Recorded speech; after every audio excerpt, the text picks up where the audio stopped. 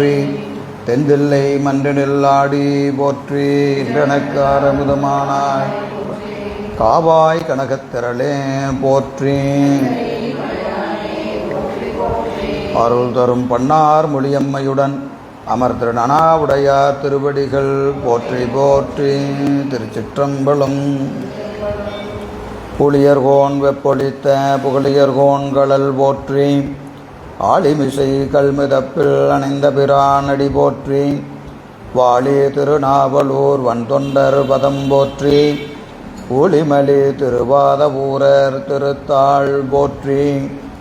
சைவத்தின் மேல் சமயம் வேறு இல்லை, அதில் சார் சிவமாம் தெய்வத்தின் மேல் தெய்வம் இல்லனும் நான்மறை செம்பொருள் வாய்மை வைத்த சிதிரு தேவாரமும் திருவாசகமும் உய்வைத்தரச் செய்த நால்வர் பொற்றாள் எம் உயிர் துணையே.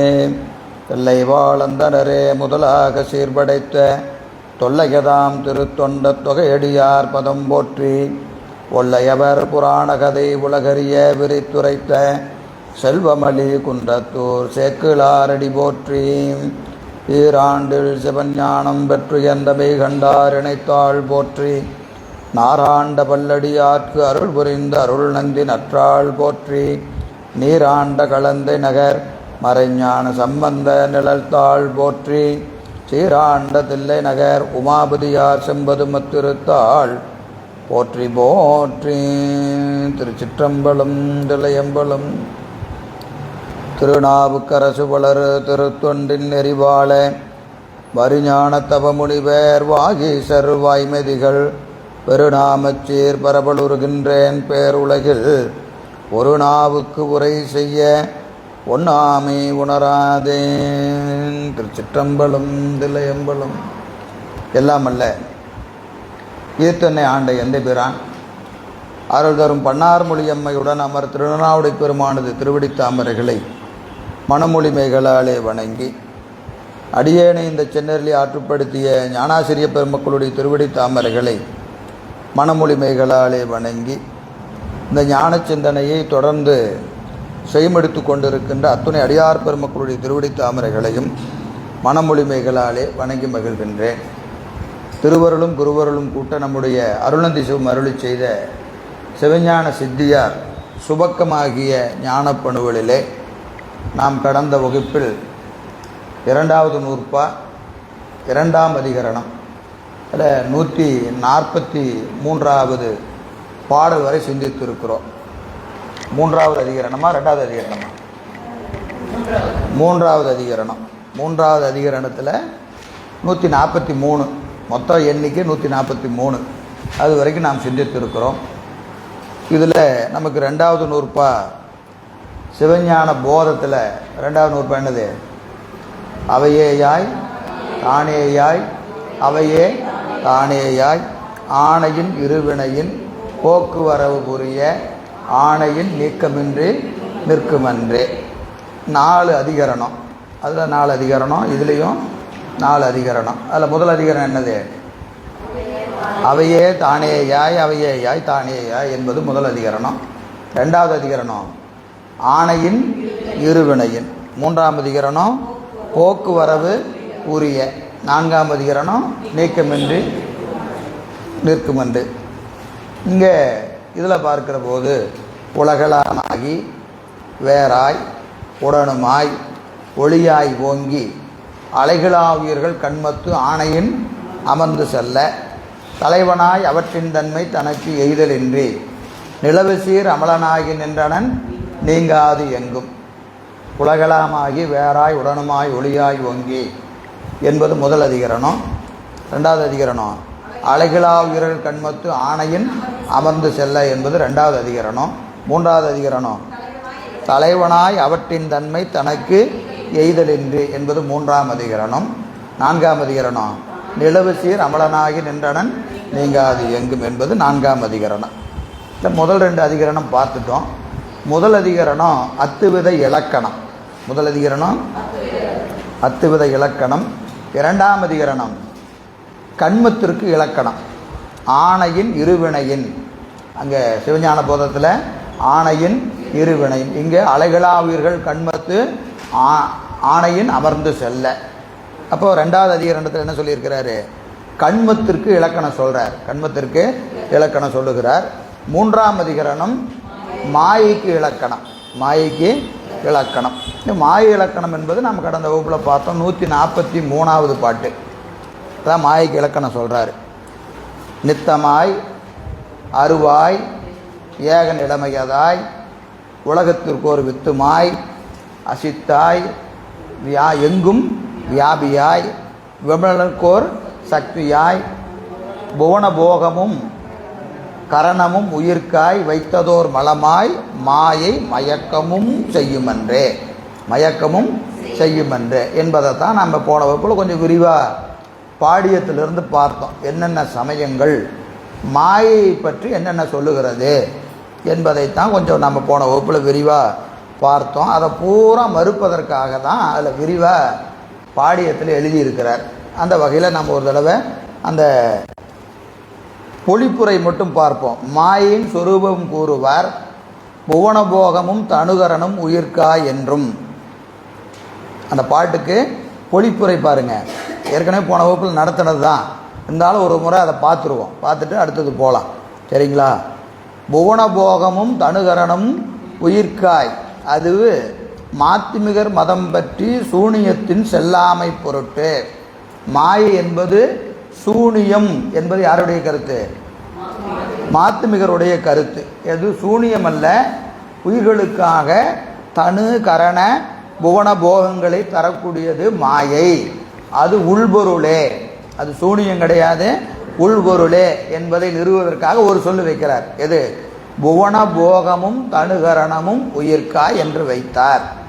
உலகத்திற்கோர் வெத்துமாய், உலகத்திற்கோர் வெத்துமாய் என்று எதுங்க? கணிகவாதிகள் மதம் பற்றி செல்லாமை பொருட்டு நித்தமாய் என்றார். அப்போ நித்தமாய் என்பது ஒரு சமயம், உலகத்துக்கு ஒரு வெத்துமாய் என்பது ஒரு சமயம், புவனபோகமும் தனுகரணமும் உயிர்க்காய் என்பது ஒரு சமயம். இதெல்லாம் விரிவாக நம்ம போன தடவை பார்த்துட்டோம். சரியாய்? அடுத்தது அருவாய், வியாபியாய், ஏக நிலைமையதாய், விமலனுக்கோர் சக்தியாய், வைத்ததோர் பலமாய். இப்போ இது ஒவ்வொரு சொல்லும் ஒவ்வொரு சமயத்தை மறுப்பதற்காக அமையப்பெற்றது என்பதை நாம் கவனத்தில் கொள்ளணும். ஏன்னா மாய் என்பது அனிர்வசனீயம், சூனியம், அது தானே தொழில்படும். இப்படி பல சமயங்கள் மாயை பற்றி பல்வேறு கருத்துக்களை கூறுகின்றன. அவையற்றெல்லாம் மறுத்து அது என்ன தன்மையுடையது என்பதற்காக ஒரே பாடலை வைத்திருக்கிறார். இந்த ஒரு பாடல் தான் நம்ம போன வகுப்பில் முழுமையாக பார்த்த எல்லா செய்திகளும் இந்த ஒரு பாடலிலே அடங்கும் என்பதை கருத்தில் கொள்ளணும். இது என்ன, எத்தனாவது பாட்டு? 143. அதுபோல் நமக்கு ரெண்டாவது நூற்பாளர், ரெண்டாவது அதிகரணம் கண்மத்திற்கு இலக்கணம் சொல்லியிருக்கிறார். கண்மத்திற்கு இலக்கணம் அது எத்தனாவது பாட்டு? 130. 130 என்னதுங்க? கண்மத்திற்கு இலக்கணம். 129, 130 ரெண்டு பாடல் கண்மத்திற்கு இலக்கணம் என்பதை நீங்கள் கவனத்தில் கொள்ளணும். ஏன்னா இது மாயைக்கு இலக்கணம் சொல்கிறாரு, கண்மத்துக்கு இலக்கணம் சொல்கிறாரு, ஆணவத்துக்கு இலக்கணம் சொல்கிறாரு அப்படின்னு நம்ம படித்தா மட்டும் போதாது, எங்கே சொல்லியிருக்கிறாருன்னு பார்க்கணும். மற்ற செய்திகள் விரிவாக ஏனைய பாடல்களில் இருந்தாலும் குறிப்பாக இந்த பாடல் அதற்கான இலக்கணம். நம்ம அதில் பார்த்தீங்கன்னா இருவினை நுகர்வாள் இயற்றலால் வரும் ஆதி அந்தம் அனாதி மலம் சார்ந்து மாயா உருவுகள் மருவி ஆற்று தரிசைகள் முறைமையாலே தான் பல பேதம் காட்டி அருவமதாய் நின்று அரந்தன் ஆணையின் அமர்ந்து செல்லும். இது இது வினைக்கான இலக்கணம். 130 பாட்டு கேட்டால் சொல்லணும். வினைக்கு இலக்கணம் 130, மாயைக்கு இலக்கணம் 143, ஆணவத்து இலக்கணம் அடுத்த அதிகரணத்தில் பார்ப்போம். சரிங்களா? இப்போ நம்ம ஒவ்வொன்றையும் பார்க்கணும். நீங்கள் இதில் பார்த்தோம்னா சிவப்பிரகாசத்தில் இதே மாதிரி மாயைக்கு இலக்கணம் வச்சிருக்கிறாரு, கண்மத்துக்கு இலக்கணம் வச்சிருக்கிறாரு, ஆணவத்துக்கு இலக்கணம் வச்சிருக்கிறாரு. சரிங்களா? இதில் சிவப்பிரகாசத்தில் அதெல்லாம் நம்ம போன வகுப்பில் பார்த்தோம். ஞாபகம் இருக்கா? 21, 22 சுத்தமாயை அசுத்தமாயை. சிவப்பிரகாசத்தில் சுத்தமாயை அசுத்தமாயை இலக்கணம் எதில் வச்சிருக்கிறாரு? சிவப்பிரகாசத்தில் 21, 22. அடுத்தது 28 கண்மத்துக்கு இலக்கணம் வச்சிருக்கிறார். ஆணவத்துக்கு இலக்கணம் 20. அது 20ல் அறப்பாட்டு தான் வச்சிருக்கிறார். 20ல் ஆணவத்துக்கு இலக்கணம் அறப்பாட்டு தான். திரோதான சக்தியும் ஆணவ மலமும், திரோதான சக்தியும் ஆணவ மலம் சிவப்பிரகாசத்தில் 20. இதெல்லாம் நமக்கு முதல்ல அந்த எங்கே இருக்குன்னு தெரியணும். அப்புறம் அதை எடுத்து இந்த பாட்டையும் அந்த பாட்டையும் பொருத்தி பார்க்கணும். என்ன சொல்லியிருக்கிறாரு? இங்கே சுருக்கமாக இருந்தால் அங்கே விரிவாக இருக்கும், அங்கே விரிவாக இருந்தால் இங்கே சுருக்கமாக இருக்கும். இதெல்லாம் நம்ம ஒப்புமை பார்த்தாதான், இதையெல்லாம் சேர்த்துனீங்கன்னா தான் இலக்கணம். சரியா? அதை விரிவாக பார்க்கலாம். சரி, எனவே 143 எதற்கு இலக்கணம்? மாயைக்கு இலக்கணம் என்று நாம் பார்த்தோம். இனி 144 பார்க்கணும். இப்போ என்ன ஒரு கேள்வி இங்கே வருகிறது என்று சொன்னால், இங்கே இந்த அசுத்தமாயை இலக்கணம் இங்கே சொல்கிறார். இங்கே என்ன சொல்கிறாரு? அசுத்தமாயைக்குரிய இலக்கணம். அசுத்தமாயை எதிலிருந்து தொழுகிறது? கால, நீதி, கலை, வித்தை, அராகம், புருடன், மாயை என்று 7. அதன் பிறகு பிரகிருதி மாயை 21. ஆக 21 ஒரு 7 31 தத்துவங்கள் இங்கே கூறப்படுகிறது. 5 சுத்த தத்துவங்கள் இங்கே சொல்லப்படலை. ஏன் சொல்லலை? முன்னாடியே சொல்லிட்டார். ஏற்கனவே சொன்னதை திரும்ப திரும்ப சொல்லக்கூடாதுன்னு இங்கே சொல்லலை. எங்கே சொல்லியிருக்கிறார் தெரியுமா? எங்கம்மா சொல்லியிருக்கிறாரு? முதல் நூற்பாலேயே சொல்லியிருக்கிறார். முதல் நூற்பாவிலேயே சுத்தமாயைக்குரிய இலக்கணம் விந்துவின் மாயையாகி மாயின் அவ்வியக்தம் வந்திடும், விந்து தன்பால் வைகரி ஆதி முந்திடும், மாயை அராகமாதி முந்திடும், மூல முக்குணமாதி முந்திடும், சிவனவந்தன் சந்நிதி தன்னில் நின்றே என்று சொல்லி வைகரி வாக்கு, மத்திமை வாக்கு, பைசந்தி வாக்கு எல்லாமே அங்கே, சூக்கும வாக்கு எல்லாமே அங்கே சொல்லிட்டார். அங்கேயே சுத்தமாயின் இலக்கணம் கூறப்பட்டது. எத்தனாவது பாட்டில்? 39, 40, 41, 42, 43. சரிங்களா? 5 பாட்டில் சுத்தமாயின் இலக்கணம் சொல்லியிருக்கிறார். அதுக்கப்புறம் சுத்தமாயை என்னவா இருக்கும் அப்படின்னு கேட்டால், தனுகரண புவன போகமாய் விஞ்ஞானகள வர்க்கத்து ஆன்மாவுக்களுக்கு இருக்கும்னு அடுத்த பாட்டில் சொல்கிறார். 46 சொல்கிறாரா இல்லையா? வித்தைகள் வித்தை ஈசர் சதாசிவர் என்றிவருக்கு வைந்தவம்தான். வைந்தவம் என்பது அந்த இடத்துல இருந்த சுத்தமாயை. நான் திருப்பி இங்கே இருந்துட்டு பின்னாடி போகிறேன். இவ்வளோ ஒரு நினைவுபடுத்தல் தான். எங்கெங்கே எது இருக்குன்னு தெரியணுமா இல்லையா? அப்போ சுத்தமாய இலக்கணம் முன்னர் கூறப்பட்டது. எங்கே? 1வது நூற்பாலே சொல்லிட்டார். அதனால் இங்கே என்ன செய்யலை? சுத்தமாயை விரிக்கவில்லை. அது எதை விரிக்கிறாரு? அசுத்தமாயை தான் விரிக்கிறார். சரியா? இப்போ பார்த்தீங்கன்னா 144 161 வரைக்கும்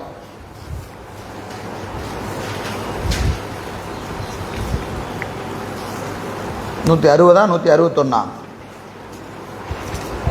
161 162 மன்னிக்கணும். 162வது பாடல் வரைக்கும் அசுத்த மாயையையும் பிரகிருதி மாயையும் விரிவாக சொல்லுகிறார். இந்த விரிவாக சொல்லுகிற போது என்ன செய்கிறாரு அப்படின்னு கேட்டிங்கன்னா, இப்போ நாம் இதை ஏற்கனவே பலமுறை படிச்சிருக்கிறோமா இல்லையா? எந்த நூலில் படிச்சிருக்கிறோம்? உண்மை விளக்கத்தில் படிச்சிருக்கோம், சிவப்பிரகாசத்தில் படிச்சிருக்கிறோம். சரியா? அங்கே விரிவாக சொல்லக்கூடிய செய்திகளை இங்கே என்ன செய்கிறாரு? சுருக்கமாக சொல்லி இருக்கிறார். ஆனால் நமக்கு என்ன தகராறுன்னு கேட்டிங்கன்னா, படிச்சுட்டு அப்படியே மறந்து போயிடுவோம். அங்கே படித்தோம்னா படித்தோம், இங்கே படித்தோம். ஆனால் அதை கேட்கும்போது இது ஞாபகத்துக்கு வராது, இதை கேட்டால் அது ஞாபகத்துக்கு வராது. அது இயல்பா ஆன்மாவின் இலக்கணம். என்னது? ஒன்றை அறியும், ஒன்றொன்றாய் அறியும், மறந்து அறியும். அது இயல்பு. ஆனால் இங்கே அவர் ஆசிரியர் இதை சுருக்கமாக சொல்லியிருக்கிறாரு. இதன் விரிவு அங்கே இருக்குது. ஏன்னா இதுக்கப்புறம் தான் அந்த நூல் வருது. இது சிவப்பிரகாசமும் உண்மை விளக்கமெல்லாம் இதன் பிறகு வந்த நூட்கள். உண்மை விளக்கம் சமகால நூல். அதனால் அவர் அங்கே விரிவு அப்படி கூட வைத்து கொள்ளலாம். என்னுடைய சக மாணவர் யார்? மணவாசம் கடந்தார், விரிவாக சொல்லியிருக்கிறாரு. அங்கே போய் படிச்சுக்கங்க அப்படின்னு சொல்லி இவர் சுருக்கமாக சொல்லிட்டாரான்னு தெரியல, இருக்கலாம், அப்படியும் இருக்கலாம். ஆனால் இங்கே பாடல் பார்த்தீங்கன்னா ஒரு 144 162 ஒரு 18 பாட்டு. இந்த 18 பாடலில் கடைசியாக இருக்கிற 5-6 பாட்டை நீக்கிட்டு பார்த்தீங்கன்னா ஒரு 10 பாடலில் எதை செஞ்சிட்டாரு, அசுத்த மாயை பூரா விரிவாக சொல்லி இருக்கிறார். ஆனால் பாடியத்துக்கு போகிற போது இதன் விரிவுகள் மிக அதிகமாக இருக்குது. அவர் என்ன செய்கிறாருன்னா ஒவ்வொரு தத்துவத்தையும் ஆராய்ந்து அது ஏன் இங்கே வச்சிருக்கிறாங்க. இப்போ நமக்கு காலம் உதாரணத்துக்கு வைத்துக் கொள்வோம். கால தத்துவம் என்றால் அது 3 வகைப்படும். என்னென்ன வகைப்படும்? கடந்த காலம், நிகழ்காலம், எதிர்காலம். காலம் 3 வகைப்படும். இது என்ன செய்யும்? கால வரையறை செய்யும். எல்லை பழம்புதுமை, எப்போதும் நிச்சயத்தல், அல்லலரும் கிரியை, ஆன்மாவுக்கு ஒல்லை அறிவு ஆசை, ஐம்புலனும் ஆரவரும் குறியா மயக்கும் என்று கொள். எங்கே கேட்ட மாதிரி இருக்கு? எங்கம்மா இருக்கு இந்த பாட்டு? எல்லை பழம் புதுமை, எப்போதும் நிச்சயத்தல், அல்லலரும் கிரியை, ஆன்மாவுக்கு ஒல்லை அறிவு ஆசை, ஐம்புலனும் ஆரவரும் காலம் குறியா மயக்கும் என்று கொள். உண்மை விளக்கத்தில் இருக்கிற பாட்டு. இது என்னன்னா 7 தத்துவங்களுக்கு ஒரே பாட்டில் இலக்கணம் சொல்லிட்டார். எது வித்யா தத்துவம் 7 இருக்கா இல்லையா, அந்த 7க்கும் என்னென்ன செய்யுங்கிறத எத்தனை பாட்டில் சொல்லிட்டாரு? ஒரே பாட்டு. எல்லை பழம் புதுமை, இந்த 3 கால தத்துவத்திற்குரிய இலக்கணம். எல்லை பழம் புதுமை. இது எது? எல்லை என்பது கடந்த காலத்திற்குரிய இலக்கணம், பழம் என்பது நிகழ்காலத்திற்குரிய இலக்கணம், புதுமை என்பது எதிர்காலத்திற்குரிய இலக்கணம். எல்லை என்பது ஒரு காலத்தை வரையறை செய்வது. கடந்த காலம் என்பது என்னதுங்க? வரையறை செய்து. என்ன வரையறை? இதை இப்போ பேசுனா இது இந்த காலம் முடிஞ்சிருச்சு. 10 மணி 35 நிமிஷம் பேசி முடிச்சுட்டா 10:36 ஆயிடுச்சுன்னா கடந்த காலம். எது? 10:35 கடந்த காலம். 37 ஆயிட்டா 36 கடந்த காலம். அது காலத்தை வரையறை செய்கிறது. அதுதான் நம்ம சும்மா இங்கே உலக வாழ்க்கையில் பொருளாதாரத்தை நோக்கி இருக்கிறவங்கலாம் திரும்ப திரும்ப ஒன்று சொல்லுவாங்க. என்ன சொல்லுவாங்க? இழந்தால் பெற முடியாதது காலம். இழந்தால் பெற முடியாதது காலம். பணத்தை இழந்தா சம்பாதிச்சிடலாம், காலத்தை இழந்துட்டோம்னா சம்பாதிக்க முடியாது. நீங்கள் நேற்று விட்ட பணத்தை இன்னைக்கு சம்பாதிச்சிடலாம், நேற்று விட்ட காலத்தை இன்னைக்கு சம்பாதிக்க முடியுமா? முடியாது. அதனால என்னது? இருப்பதில் மிக மிக ப்ரீசியஸானது, விலை மதிப்பற்றது காலம் என்று சொல்லுவாங்க. காரணம், இழந்தால் பெற முடியாதது எது என்று சொன்னால் காலம்தான். அப்போ கடந்த காலம் என்பது காலத்தை வரையறை செய்வது. நிகழ்காலம் என்பது என்னது? அனுபவம். இப்போ நமக்கு ஒரு அனுபவம் நிகழ்ந்து கொண்டு இருக்கிறது. எனக்கு ஒரு அனுபவம், உங்களுக்கு ஒரு அனுபவம். ஒவ்வொருவருக்கும் நிகழ்காலம் என்பது என்னது? அனுபவத்திற்கு உரியது, அனுபவத்திற்கு உரியது. எதிர்காலம் என்பது புதுமை உரியது. ஏன்? என்ன நடக்குன்னு யாருக்கும் தெரியாது. அது நல்லதாக நடக்கலாம், கெட்டதாக நடக்கலாம், எது வேணாலும் நடக்கலாம், நமக்கு தெரியாது. அப்போ நாளை என்பது நாளை இல்லை, அடுத்த கணம்.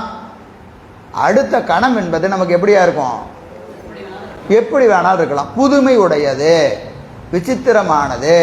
விரும்பியது நடக்கும், விரும்பாதது நடக்கும், அதிசயம் நடக்கும், அதிதுன்பம் நடக்கும், எது வேணாலும் நடக்கும், எது வேணாலும் நடக்கும். அப்போ கடந்த காலம் என்பது என்ன செய்யுதுங்க? எல்லையை வரையறை செய்கிறது. நிகழ்காலம் என்பது அனுபவத்தை தருவது, எதிர்காலம் என்பது புதுமையை செய்வது. எல்லை பழம் புதுமை. நான் உண்மை விளக்கம் பாட்டு நடத்திட்டு இருக்கிறேன், சரியா? எங்க இருக்கிறன்னு வேற அடிக்கடி சொல்லிக்கணும். எப்போதும் நிச்சயத்தல், நியதி தத்துவம் கண்மத்தை நிச்சயம் பண்ணும். கண்மத்தை நிச்சயம் பண்ணும், எப்போதும் நிச்சயிக்கும். அல்லலரும் கிரியை ஆன்மாவுக்கு ஒல்லை அறிவு ஆசை. அப்போ இச்சாசக்தி, கிரியாசக்தி, ஞானசக்தி ஆகிய 3 சக்தியை எழுப்புவதற்காக 3 தத்துவங்கள். என்னென்ன தத்துவம்? கலை வித்தை அராகம். கலை வித்தை அராகம் எது எது எதுக்கு? கலை செயலுக்கு, வித்தை வித்தை அராகம் விருப்பத்திற்கு, வித்தை என்பது அறிவுக்கு, கலை என்பது செயலுக்கு. கலை என்பது செயலுக்கு. அப்போ என்னது? அல்லல் தரும் கிரியை ஆன்மாவுக்கு, ஒல்லை அறிவு ஆசை. அறிவு ஆசை செயல். இது கலை வித்தை அராகம் என்று 3. ஒல்லை அறிவு ஆசை ஐம்புலனும் ஆரவரும் காலம். 5ம் கூடி. எந்த 5ம் கூடி? எப்பவுமே அடிக்கடி உங்களுக்கு சொல்றது தான். என்னது? கூட்டத்தில் தொலைஞ்சு போயிடக்கூடாது. கூட்டத்தில் தொலைஞ்சு போயிடக்கூடாது. என்ன செய்யணும்? எங்கே நிற்கிறோன்னு பார்த்தா தான், புரியுதா? அப்போ தான் பாடத்தில் வெளியே போக மாட்டோம். புரியுதுங்களா? ஏம்மா நீங்கள் 4 பேர் வாங்கன்னு சொன்னால், இப்போ நீங்கள் உங்கள் கூட 4 பேர் யார் இருக்காங்கன்னு பார்க்கணும். புரியுதா? வெளியே நேற்று நீங்கள் கூட 4 பேர் வேறு ஆள் நின்றுருப்பாங்க. இங்கே 4 பேர்னா என்ன செய்யணும்? இங்கே பக்கத்தில் யார் இருக்காங்கன்னு பார்க்கணும். சரியா? இப்போ என்ன பாடம் போயிட்டுருக்கு? வித்தியா தத்துவங்களே பேசிகிட்டு இருக்கிறோம். இப்போ 5 பேர் அப்படின்னு, இப்போ 5 பேர் யார் சொல்லணும்? கால நியதி கலை வித்தை அராகம். ஐம்புலன்னு சொன்ன உடனே ஞானேந்திரியத்துக்கு போகக்கூடாது. புரியுதுங்களா? ஒவ்வொரு சொல்லுக்கும் இடத்திற்கு தகுந்தவாறு பொருள் செஞ்சு பழகணும். நீங்கள் சொல்ல எடுத்துக்கிட்டு அப்படி நேரடியாக பொருள் செஞ்சீங்கன்னா உங்களுக்கு உண்மையான பொருள் வந்து சேராது. ஐம்புலன்னு சொன்னால் கரெக்டு தான். எது? மெய்வாய்கன் மூக்கு தான். ஆனால் இங்கே அதுக்கு வேலை இல்லை. அதுக்கு இங்கே வேலை இல்லை. இங்கே 5 பேர் கூடுனா புருடன் என்று சொல்லப்படும் சொன்னால் அந்த 5 யாரு? காலம் நீதி கலை வித்தை ஒல்லை அறிவு ஆசை ஐம்புலனும் ஆரவரும் காலம் குறியா மயக்கும் என்று கொள். மயக்கம் எது மயக்கம்? மாயை மயக்கம். சரியா? இப்போ 7க்கு விளக்கம் சொல்லிட்டாரா? மாயை மயக்கம், காலம் 3 தரப்பட்டு நிற்கும், நீதி கண்ம நிச்சயம் பண்ணும், அறிவுக்கு 1, செயலுக்கு 1, விருப்பத்துக்கு 1, அப்புறம் 5ம் கூடினா புருடன். 7ஐயும் சொல்லிட்டார். எதில் சொல்லிட்டாரு? உண்மை விளக்கத்தில் சொல்லிட்டார். உண்மை விளக்கத்தில் சொல்லிட்டார். சரி, அது எதுக்கு இங்கே சொல்கிறீங்க அப்படின்னு கேட்டால், இந்த உண்மை விளக்கத்தில் சொன்ன செய்தியைத்தான் இப்போ நம்ம ஒரு 10-12 பாட்டில் பார்க்க போகிறோம். அது ஞாபகத்தில் இருந்தால் இதை நீங்கள் படித்தாவே புரிஞ்சுக்கலாம். ஒன்றும் பெருசாக விரிவாக சொல்லலை. ஆனால் நமக்கு என்ன கேள்வி அப்படின்னு கேட்டிங்கன்னா, அதை நம்ம திரும்பி படிக்கிறத விட கூட என்ன செய்யணும்? சில செய்திகளை தெரிஞ்சுக்கணும் இல்லையா? அது எங்கே இருக்குது? பாடியத்தில் இருக்குது. இப்போ காலம்னு சொன்னால் காலத்தை பற்றி 4 பக்கம் எழுதுறாரு. இப்போ காலத்தை பற்றி நம்ம என்ன சொன்னோம்? 3 காலம், எல்லை பழம் புதுமை அப்படின்னு சொல்லி முடிச்சாச்சு. இது போதுமான்னு கேட்டால் போதும்னா போதும் சார், நிறுத்துங்க, இதுவே போதும் அப்படின்னா போதும் தான். ஆனால் அதை தாண்டி பல செய்திகள் அங்கே சொல்லி இருக்கிறார். அப்போது இந்த அசுத்த மாயினுடைய விரிவுகளை நாம் பாடியத்தில் பார்க்க வேண்டிய ஒரு சூழ்நிலை இருக்குது. பார்க்கணுன்னா பார்க்கலாம், வேண்டானா விட்டுறலாம். அது நம்மளுடைய விருப்பத்தை பொறுத்தது. இங்கே யாரும் அதை சொல்லணுங்கிற கட்டாயம் நமக்கு இல்லை. ஆனால் படிக்கிற போது சேர்த்து படிக்கணும்னா படிக்கலாம். சரி, படிக்கலான்னு வச்சா எப்போ படிக்கிறது? அடுத்த கேள்வி. ஏன்னு கேட்டிங்கன்னா, இப்போ ஒரு 10 பாட்டு இருக்குது. 10 பாட்டு உதாரணத்துக்கு எங்கேருந்து வருதுன்னு பாருங்கள். 157, 158வது பாட்டு வரைக்கும், இப்போ 144லேருந்து 158 வரைக்கும் 15 பாட்டு.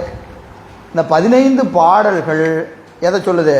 இந்த அசுத்தமாயின் இலக்கணத்தை சொல்கிறார். இதை விரிவாக சும்மா அப்படியே நடத்தினோன்னா ஒரு 1/4 மணி நேரத்தில் நடத்தி முடிச்சிடலாம். ஏன்னா எல்லாமே தெரிஞ்ச செய்தி தான். அதுக்கப்புறம் என்ன செய்யலாம்? பாடியத்தில் இதை பற்றி படிக்கலாம். இல்லை, பாடியத்தை படிச்சுட்டு இதை படிக்கலாம். எதை முன்னாடி படிக்கிறது, எதை பின்னாடி படிக்கிறதுன்னு நீங்கள் தான் சொல்லணும். அதை படிச்சுட்டு இதை படிக்கலாமா, இதை படிச்சுட்டு அதை படிக்கலாமா? இதை படித்து மதியானம் ஆயிடுச்சுன்னா மதியத்துக்கு மேலே பாடியத்தில் உக்காந்தோம்னா உங்களுக்கு அப்படி இருக்கும். எப்படி இருக்கும்? அப்படி இருக்கும். அதனால் என்ன பண்ணலான்னு சொல்லுங்கள். இப்போவே பார்த்துடலாமா? பார்க்குறேன்னா பார்த்துட்டு இதை வருவோம். இதில் இருக்கக்கூடிய இந்த 158 வரைக்கும் நீங்கள் படித்தாவே புரியும்.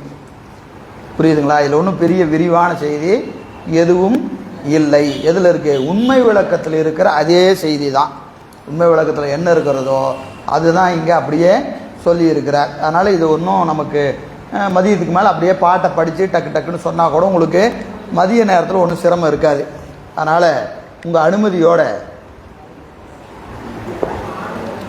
பாடியத்தில் இப்போ இதே தான்.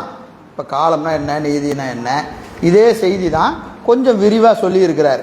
விரிவாக சொல்லியிருக்கிறார். அதை நம்ம அங்கே கொஞ்சம் பார்க்கலாம். கொஞ்சம் இடையில கொஞ்சம் விரிவாக ரொம்ப இதாக இருந்தால் அதை அப்படியே விட்டுருவோம், ஒன்றும் பிரச்சனை இல்லை. இப்போ பாருங்கள்,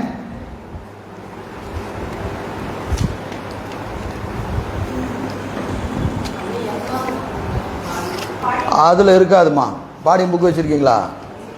வீட்டில் இருக்கு. இந்த புத்தகம் உங்கள் இல்லை இது இப்போ நான் சொல்லக்கூடிய செய்தி பாடியத்தில் இருந்தாலுமே அருணையார் உரை, சரியா? ஏன்னா பாடியத்தில் நேராக படிச்சிங்கன்னா இன்னும் கொஞ்சம் சிரமமாக இருக்கும். அதனால் அருணையார் உரையிலிருந்து தான் சொல்கிறேன். அதனால் அதை நீங்கள் அங்கே தேட வேண்டாம்.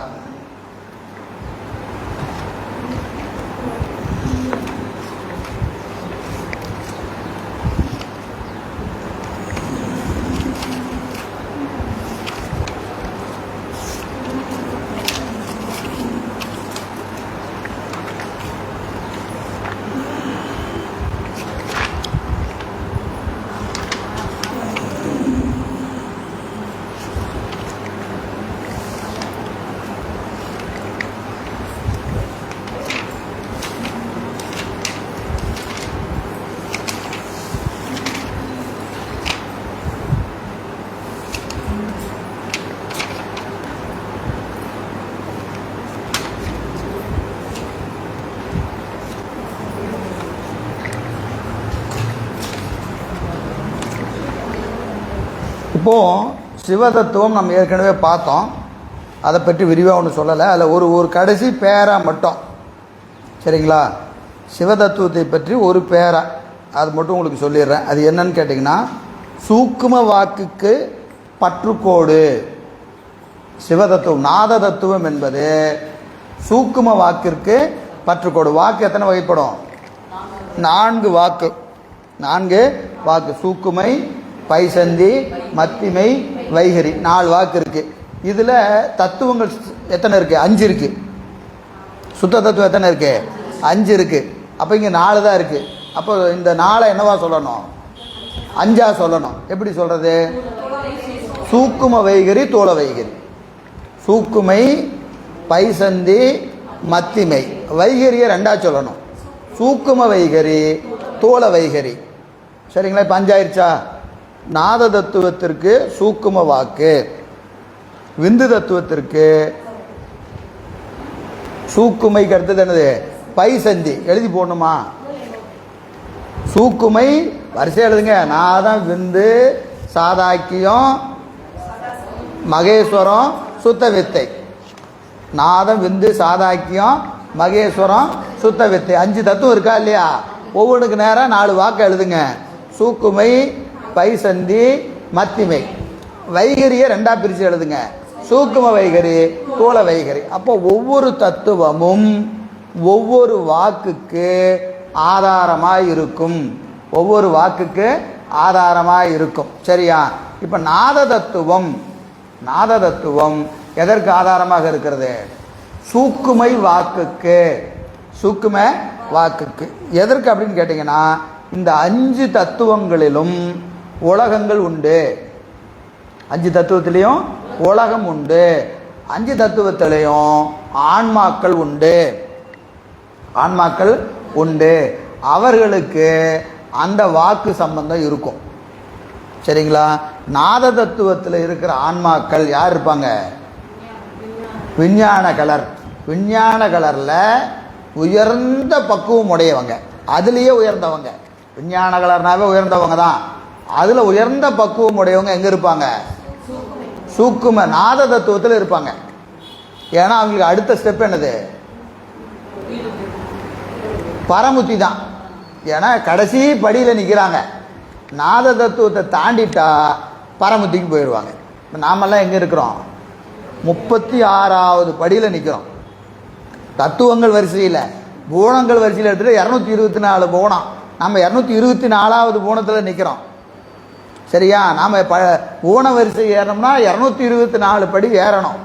தத்துவ வரிசை ஏறணும்னா 35 தத்துவத்தை ஏறி 36 தாண்டாதான் அங்கே போக முடியும். சரியா? இப்போ இந்த நாத தத்துவத்தில் இருக்கக்கூடிய விஞ்ஞானகலர் வர்க்கத்து அதிதீவிர பக்குவமுடைய ஆன்மாக்கள், அவர்களுக்கு என்ன இருக்கும்? சூக்கும வாக்கு சம்பந்தம் இருக்கும். சூக்கும வாக்கு சம்பந்தம் இருக்கும். சூக்கும வாக்கு ஏற்கனவே நம்ம படிக்கிற போது படித்தோம், நினைவு இருக்கலாம். அதுதான் பரமபந்தம். அதுக்கு என்ன பேர்? பரமபந்தம். பரமபந்தம்னா என்னது? அதிமுக்கியமான. அதை விட்டுட்டா வீடு பேர். எதை விடணும்? சூக்கும வாக்கையும் விடணும்.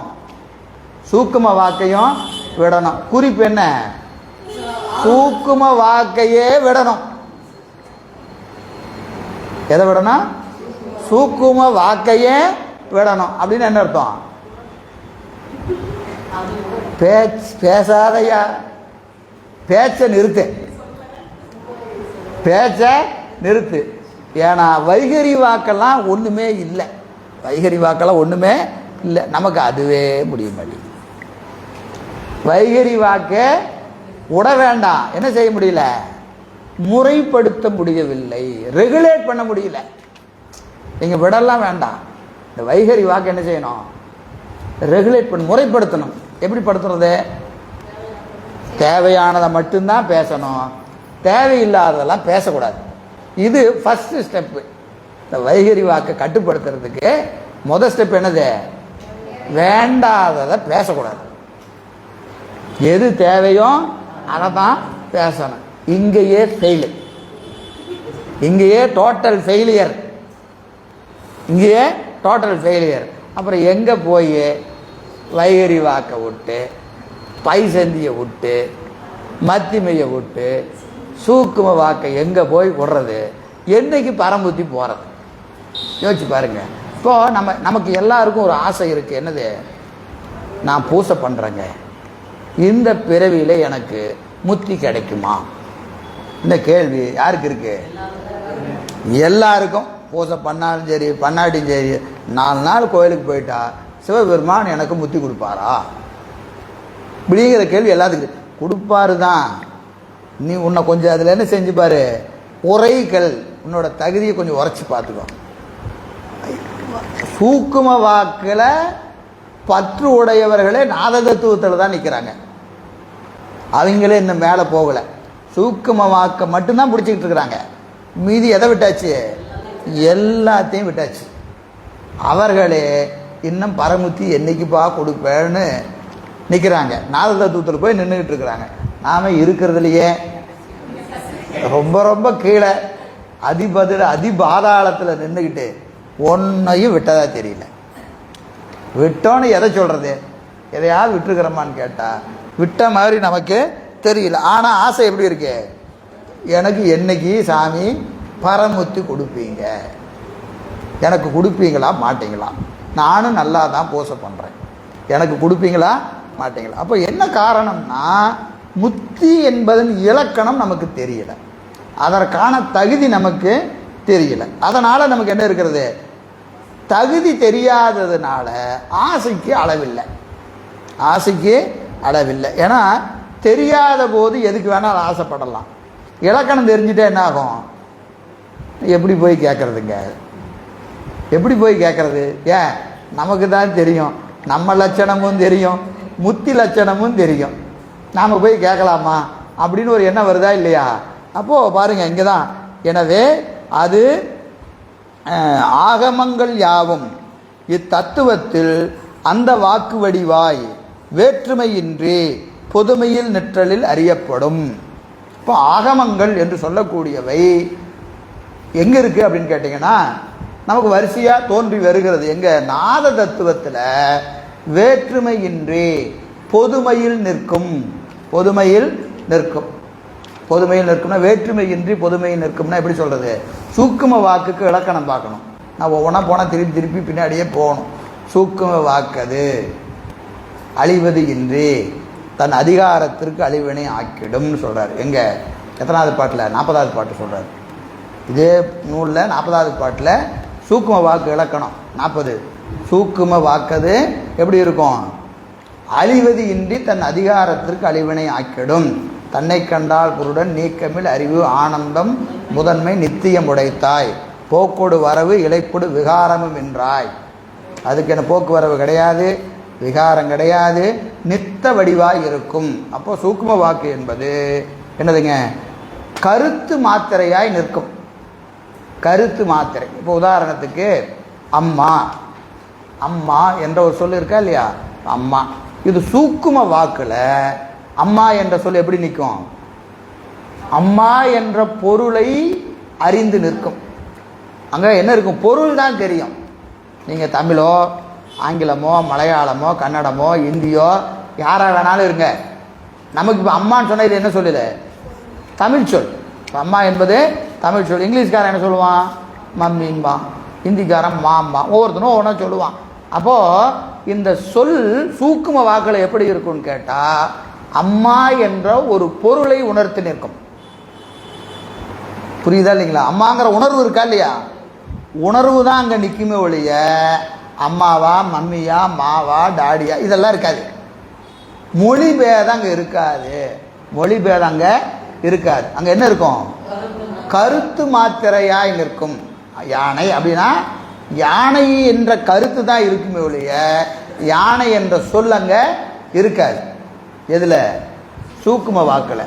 சூக்கும வாக்கில். அதே சூக்குமத்திலிருந்து மத்திமைக்கு வருகிற போது அது என்னவா இருக்கும் அப்படின்னா அடுத்த இலக்கணம். சரியா? என்னது? மத்திமை எப்படி இருக்கும்? செவியில் உறுதல் செய்யாது மெல்லவே எழுந்து. சூக்கும பைசந்தி ரெண்டாவது, மன்னிக்கணும், ரெண்டாவது பைசந்தி. பைசந்தி என்பது எப்படி இருக்கும்? மயிலிலே இருக்கக்கூடிய முட்டை. மயில் முட்டை இருக்கா இல்லையா? மயில் முட்டையில் முட்டைக்குள்ளே இருக்கக்கூடிய அந்த இது இருக்கா, கரு இருக்கா இல்லையா? அதில் வண்ணங்கள்லாம் எப்படி இருக்கும்? இப்போது மயிலை பார்த்தா தோகை இருக்குது. தோகையில் எத்தனை வண்ணம் அழகழகாக இருக்குது இருக்கா இல்லையா? அதை பார்க்கணையான்னு சொல்லி முட்டையை உடைச்சு பார்த்தா அப்போது தோளமாக வருகிற போது இருக்கிற அந்த வண்ணங்கள் எல்லாம் முட்டையில் சூக்குமாக இருக்கும், கண்ணுக்கு தெரியாது. அப்போ அதை இங்கே பார்க்கணுன்னா பார்க்கணும். ஆனால் இங்கே இருந்து தான் அங்கே வருது. இங்கே சூக்குமாக இருப்பது தோளமாய் வருவது போல, தூளமாய் வருவது. இந்த கருத்து சூக்கும வடிவம் பெறும். சூக்கும வடிவம் பெறும் எதில்? பைசந்தி வாக்கு. சரியா? சூக்கும வாக்கு கருத்து வகையாய் நிற்கும்.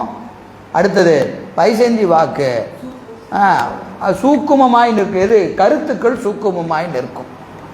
அடுத்தது மத்திமை வாக்கு. மத்திமை வாக்கு செவியில் உறுதல் செய்யாது மெல்லவே எழுந்து. வெளியே வராமல் வார்த்தை வந்துடும். எப்போ வரும்? எப்போ வரும்? ஒன்று அப்பா திட்டுறாருன்னு வச்சுக்கங்க, இல்லை வாதியார் திட்டுறார். சரியா? கேள்வி கேட்பார். அப்பா திட்டு, ஏண்டா எங்கடா போயிட்டு வர அப்படின்னு திட்டு வரேன். வேணும் சொல்லுவேன், எங்கள் அப்பனுக்கு வேறு வேலையே இல்லை, எங்கே போகிறேன் ஏது போகிறேன் கேட்டுக்கிட்டே இருக்கிறான்னு நினைப்பான். அப்பா காது கேட்குமா? கேட்காது. வாதியார் கேட்பார், நீ நடத்துகிற லட்சணத்துக்கு கேள்வி வேறு கேட்குற அப்படின்னு நினைப்பான், சொல்ல மாட்டான். இப்போ என்ன ஆயிடுச்சு? இவன் காதுக்கு மட்டும் கேட்கும், பக்கத்தில் இருக்கிறவங்க காதுக்கும் கேட்காது, எதில் இருக்கிற ஆளு காதுக்கும் கேட்காது. இது என்ன வாக்கு? மத்திமை வாக்கு. செவியில் உறுதல் செய்யாது, காதில் கேட்காது, மெல்லவே எழுந்து உள் உணர் ஓசையாகி. உள்ள உணர்கிற ஓசை யாரால் உணரப்படும்? பேசுறவனுக்கு மட்டும் கேட்கும், பேசுறவனுக்கு மட்டும் கேட்கும். அது என்ன வாக்கு? மத்திமை வாக்கு. நல்லா காது பட பேசுனா வைகரி வாக்கு. இப்போ நாம் பேசுகிறதெல்லாம் வைகரி வாக்கு. இந்த 5 வாக்குகளுக்கும் ஆதாரம் எங்கே இருக்குது? நாத தத்துவத்தில் இருக்குது. நாதம், விந்து, சாதாக்கியம், மகேஸ்வரம், சுத்த வித்தை. அதுதான் இங்கே சொல்கிறார். சரி, எனவே சூக்கும வாக்குக்கு இடம் நாத தத்துவம். இங்கே இறைவனது ஞான சக்தி, இறைவனது ஞான சக்தி 10 கலையை உடையது. 10 கலை சொல்கிறார். 10 கலை பேரெல்லாம் சொல்கிறார். எழுதி போட்டால் விரிவாக போவோம், வாய்ப்பு இருக்கும்போது பின்னாடி பார்த்துங்க. சும்மா சொல்கிறேன்.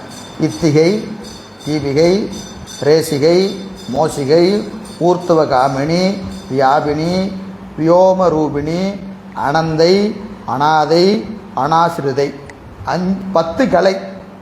இறைவனது ஞான சக்தி 10 கலையை உடையது. 10 கலையை உடையது. இந்த 10 கலைக்கும் இடமாக இருப்பது நாத தத்துவம். நாத தத்துவம். நாத தத்துவத்தை மற்றதெல்லாம் நான் ஏற்கனவே நடத்திட்டேன். இந்த ஒரு செய்தியை சொல்கிறதுக்காக இது. அடுத்தது பார்த்திங்கன்னா சக்தி தத்துவம். சக்தி தத்துவத்தையும் ஏற்கனவே விரிவாக நடத்தியாச்சு. அதில் சொல்ல வேண்டிய செய்தி என்னன்னு கேட்டிங்கன்னா, கிரியாசக்தி. இப்போ நம்ம ஏற்கனவே சொன்னோம், நாத தத்துவம் இறைவனது ஞான சக்தியை இடமாக கொண்டு வருவது. நாம் இருக்கா இல்லையா?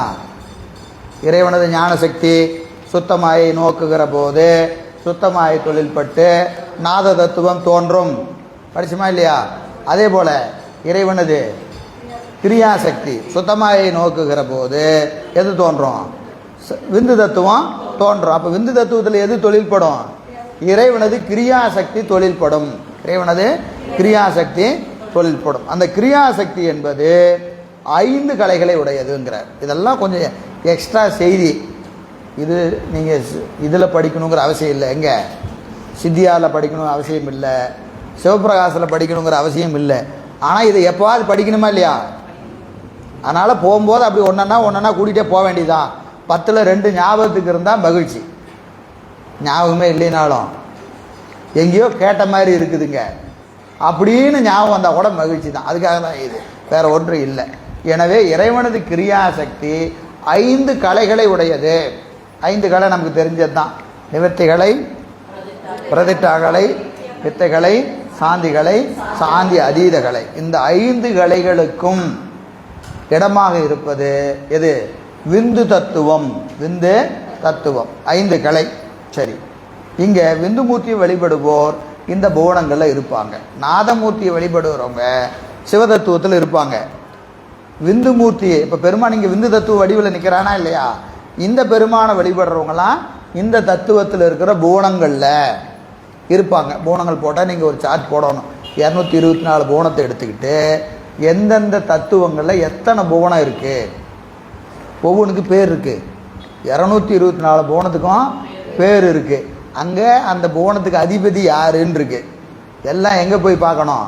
இது தனியாக பாடியத்தில் இருக்குது. இன்னொன்று சித்தாந்த பட விளக்கம்னு ஒரு புத்தகம் இருக்குது. சித்தாந்த படம் பார்த்துருக்கிறீங்களா? போட்டு ஒரு வட்டமாக போட்டு இருக்கா இல்லையா? படம் இருக்குதுன்னு பார்த்துருக்குறோம். புரியுதுங்களா? இந்த பூரா செய்தி அங்கே இருக்குது. சித்தாந்த பட விளக்கம். அது தனியாக 2 வகுப்பு 3 வகுப்பு எடுக்க வேண்டிய ஒரு பாடம்.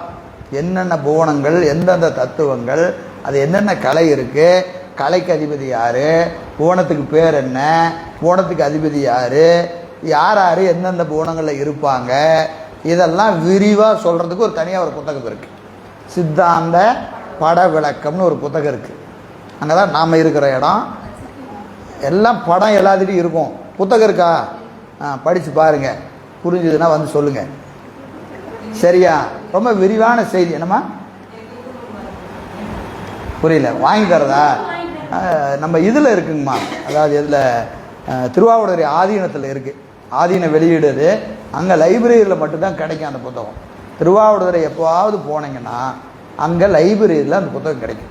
சித்தாந்த பட விளக்கம். படமும் பட விளக்கம் வச்சு நடத்தணும். ரொம்ப முக்கியமான பாடம். இதில் என்னென்னு கேட்டிங்கன்னா, அடுத்தடுத்த இப்போ பாடியம் படிச்சுட்டா அடுத்தது என்ன படிக்கலாம் அப்படின்னு கேட்டிங்கன்னா, அப்போ வந்து சித்தாந்த பட விளக்கம் படிக்கணும். அதுக்கு முன்னாடி என்ன படிச்சிருக்கணும்? பாடியம் படிச்சிருக்கணும். ஏன்னா ஒவ்வொரு ஸ்டெப்பு நம்ம எப்போவுமே ஒன்றை படிச்சுட்டு உண்மை விளக்கம் படித்தா சித்தாந்தம் பூரா படித்தாச்சு, சிவபிரகாசம் படித்தா பூரா படித்தாச்சுன்னு நம்ம நினைக்கக்கூடாது. ஏன்னா அதில் சில செய்திகளை அப்படியே கொஞ்சம் தேவையான அளவு கொடுத்துருப்பாங்க. அதற்கு மேலே நம்ம போகணும். சரி, சாதாக்கிய தத்துவத்துக்கு வந்துடுவோம். சாதாக்கிய தத்துவம் என்பது இங்கே என்ன இருக்குது அப்படின்னு கேட்டிங்கன்னா, இறைவனுக்கு இங்கே தான் உருவம் வருது. இதுக்கு முன்னாடி 2 என்னது? அருவம். எது? நாதமும் விந்தும் அருவதத்துவங்கள், உருவம் கிடையாது. இங்கே தான் பெருமானுக்கு என்ன வருது? உருவம். உருவம் என்பது என்ன? இங்கே என்ன உருவம்? அரு உருவம். உருவமும் அருவமும் ரெண்டுக்கு இடைப்பட்ட நிலை எது? அரு உருவ நிலை. இங்கே இறைவன் சதாசிவ மூர்த்திக்கு முடி முதலாகி உறுப்புக்கள். ஒரு உடம்புன்னு எடுத்துக்கிட்டால் முடி இருக்கும், கண் இருக்கும், வாய் இருக்கும், காது இருக்கும், இப்படி உறுப்புகள் இருக்கா இல்லையா? அது மாதிரி சதாசிவ திருமேனிக்கு உறுப்புக்கள் என்னன்னு கேட்டிங்கன்னா மந்திரங்கள் அவனுக்கு உறுப்புகளாக இருக்கும். ஏன்னா இப்போ உருவ திருமேனி நடராஜர் பார்த்தா கண்ணு காது மூக்கெல்லாம் தெரியும். சதாசிவ திருமேனிக்கு அது தெரியுமா? தெரியாது. அப்போ அங்கே உருவம் இருக்கான்னு கேட்டால் உருவம் இருக்குது. அதுக்கு உறுப்புகள் இருக்கான்னு கேட்டால் இருக்குது. என்ன உறுப்பு? மந்திரங்கள் அவனுக்கு உறுப்புகளாக இருக்கும். மந்திரங்கள் அவனுக்கு உறுப்புகளாக இருக்கும். அது என்ன அப்படின்னு கேட்டிங்கன்னா முடி முதலாகி உறுப்புகளாய் அமைகின்றன. எது? ஈசானம், தற்புருடம், அகோரம், வாமதேவம், சத்தியோஜாதம். இந்த 5 மந்திரம். ஈசான மந்திரம், தற்புருட மந்திரம், ஒவ்வொன்றுக்கும் விரித்து சொல்லிக்கிட்டே போவாங்க. இதெல்லாம் மந்திரமே அவனுக்கு என்னவாகும்? வடிவமாக இருக்கும்.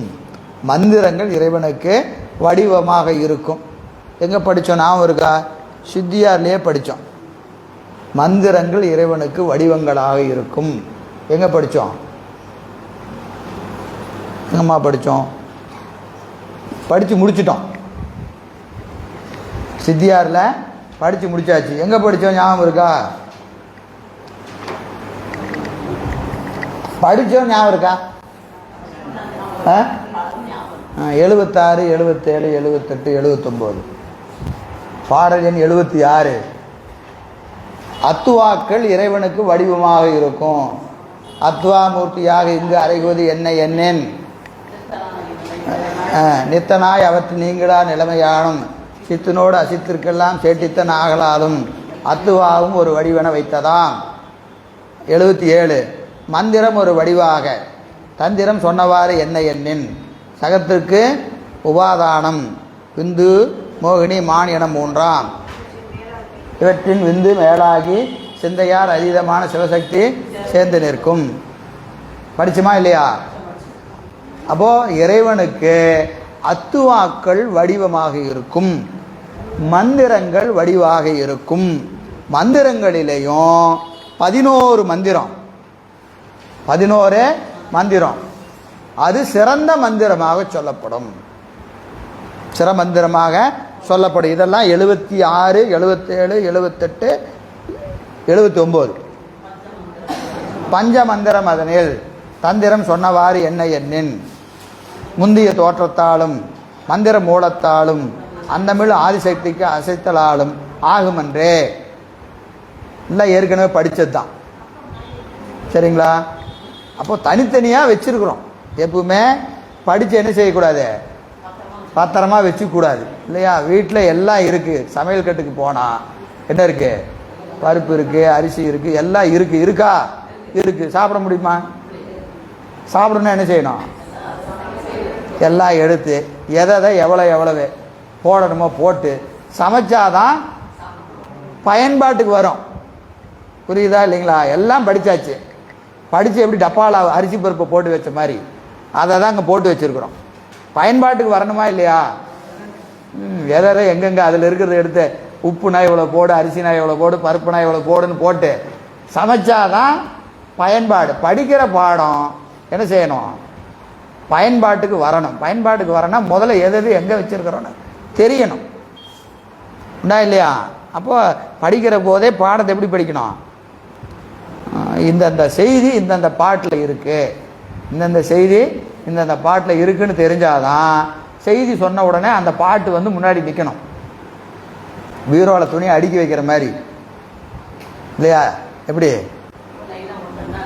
இந்த பட்டு புடவைனா இந்த ரேக்கு, காட்டன் புடவைனா இந்த ரேக்கு, அப்படி அடுக்கி வச்சா எந்த ஃபங்க்ஷனுக்கு போகிறோம் பட்டு புடவைனா நேராக அந்த ரேக்கில் எடுத்துக்கலாம். நாம் துவைச்சி சுருட்டி பருட்டி கொண்டு போய் உள்ளே அடைச்சி வச்சுட்டோம்னு வச்சுக்கோங்க. அப்புறம் என்ன செய்யணும்? மொத்த பீரோவையும் கழிச்சு போட்டு எதுயா பட்டு புடவை எங்கேயா இருக்குன்னு தேடுற மாதிரி ஆயிடுது இல்லையா? இப்போ அடுக்கும் போதே வரிசையாக அடுக்கணும்னா எடுக்கும்போது ஈஸியாக இருக்கும். உண்டா இல்லையா? அது மாதிரி படிக்கும் போதே வரிசையாக இந்த பாட்டு இந்த இதில் உண்மை விளக்கத்தில் இங்கே இருக்குது, சிவப்பிரகாசத்தில் இங்கே இருக்குது அப்படின்னு அவர் படித்து வச்சோம்னா எடுக்கிறது ஈஸி இல்லையா? குறைஞ்சபட்சம் பாட்டு ஞாபகத்துக்கு வரலனாலும் இந்த பாட்டு இந்த இடத்துல இருக்கு, இந்த செய்தியை சொல்லுகிறது, இந்த செய்தி இந்த பாடல் சொல்லுகிறது என்பதை நம்ம அறிவில் ஞாபகம் வச்சுக்கணும். சரி, அதனால் இந்த சதாசிவ மூர்த்திக்கு என்னதுங்க? ஈசானம், கற்பூருடம், அகோரம், வாமதேவம், சத்யோஜாதம் என்ற 5 மந்திரங்கள் அவனுக்கு உறுப்புகளாக இருக்கும். அது மட்டுமல்ல, அந்த பஞ்ச சக்திகளுக்கும் அவற்றின் வகைகளாகிய 38 கலை இதில் எத்தனை இருக்கு? 38. திருப்பி முதல்ல வாங்க. நாதத்தில் 10, கிரியையில் 5, சதாசிவ திருமேனியில் கலைகள் 38 கலை. இதெல்லாம் இறைவனுடைய கலைகள் என்பதை நான் ஞாபகத்துக்கு 38 கலை இங்கே தனியாக சொல்லலை. அதெல்லாம் விரிவாக போய் நீங்கள் தனியாக படிச்சுக்க வேண்டியதுதான். அது மட்டுமல்லாமல் என்ன இருக்குங்க? ஜனனி, ஆரணி, ரோத்திராய். ஜனனி, ஆரணி, ரோத்திராய். இந்த 3 பேர் எங்கேயாவது படித்த மாதிரி ஞாபகம் இருக்கா? எங்கே படித்தோம்?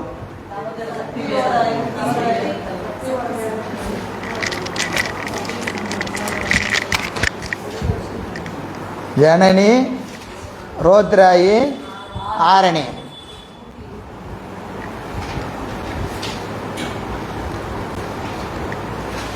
தேடி எடுங்க, 5 நிமிஷம் ஆனாலும் பரவாயில்ல. அப்படியாவது அந்த புத்தகத்தில் எங்கே இருக்குதுன்னு தெரியட்டும். 100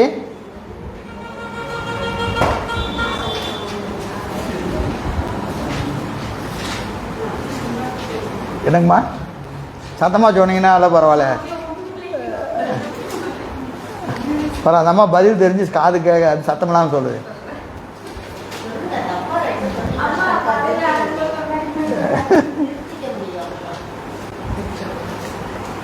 எங்க இருக்கு? ஜனனி படைத்தல் தொழிலை செய்கிற பிரம்மனை அதித்திட்டு நிற்கின்ற இறைவனது சக்திக்கு ஜனனின்னு பேர். இப்போ பிரம்மன் படைத்தல் தொழில் செய்கிறான்னா அவன் விருப்பத்துக்கு செய்ய முடியாது. அவனுக்கு ஒரு ஆளை போட்டு வச்சிருக்கிறாரு. யாரு? இப்போ நீங்கள் பார்த்தீங்கன்னா ஒவ்வொரு இடத்துக்கும் மேல் இடத்துல இருந்து ஒரு கண்காணிப்பாளர் இருப்பாங்க. பார்த்துருக்கீங்களா? இப்போ எலெக்ஷனே நடக்குதுன்னு வச்சுக்கோங்க.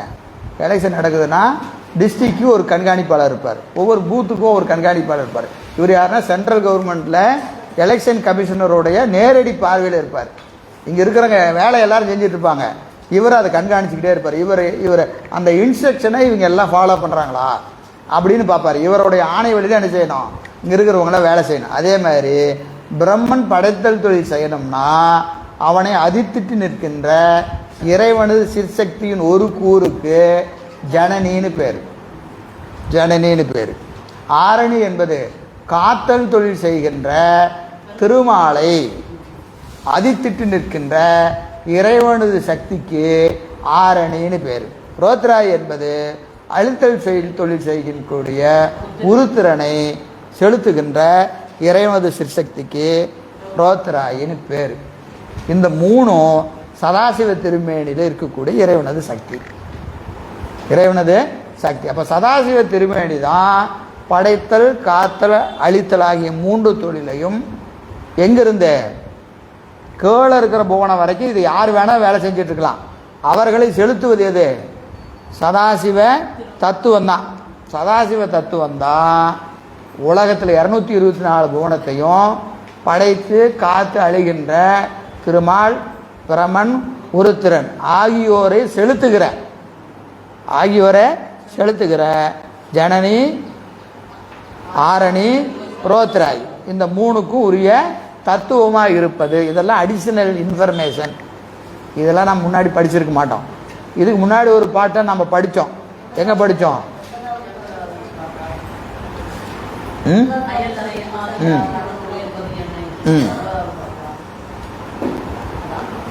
அதான் நினைக்கிறீங்க. அது இல்லை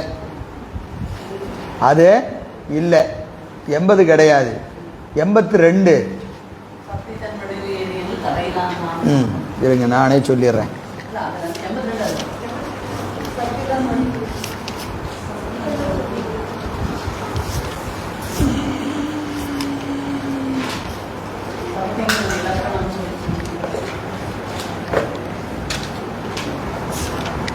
ஜனனி ரோத்ராய் ஆரண சக்தி.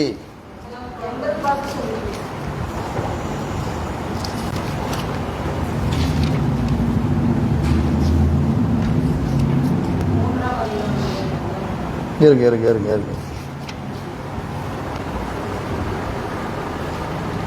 82வது பாட்டு இருக்கா? 82க்கு முன்னாடி பத்திய படிங்க. அற்றேல் பக்கம் சொல்லட்டுமா? பக்கம் என்னது? 85.